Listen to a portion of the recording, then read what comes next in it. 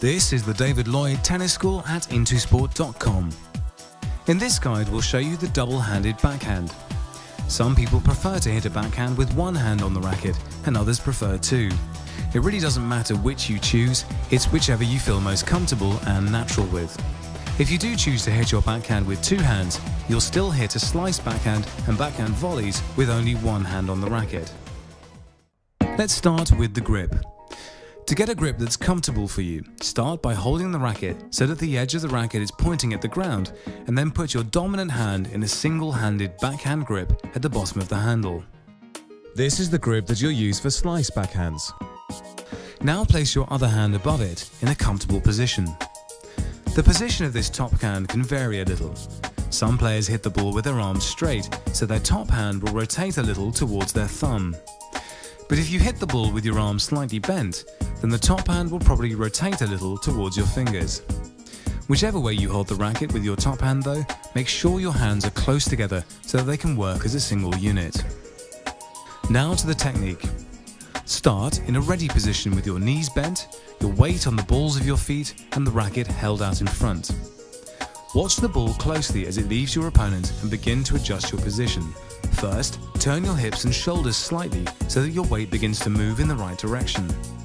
Then begin to adjust your feet and move to a position that allows you to make contact with the ball to the side and in front of you at about waist height.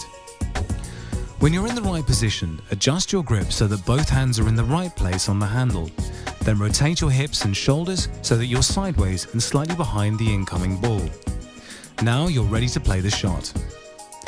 Begin to take the racket back and have your weight on your back foot. The forward swing of the racket should move in a low to high swing path, so the racket head will begin below the height of the contact point with the ball. Straighten your knees as you hit the ball and transfer your weight smoothly from your back to your front foot. Hit the ball when it's to the side and in front of you at about waist height. The distance away from your body will vary according to whether you hit the ball with your elbows bent or with your arms straight. In general terms, female players usually hit a two-handed backhand with their elbows bent and the contact point closer to their body, while male players usually have their arms straight at contact with the ball further away from them. After contact, keep the racket moving forwards before bringing it across the body as it slows down.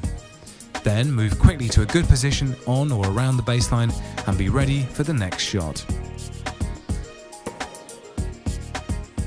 So that's the double-handed backhand. Let's recap. First of all, make sure your hands are in the best position for you and that your hands are together and working as a unit. Watch the ball as it leaves your opponent and begin to move towards where it will bounce. Turn your hips and shoulders to start your movement to the ball.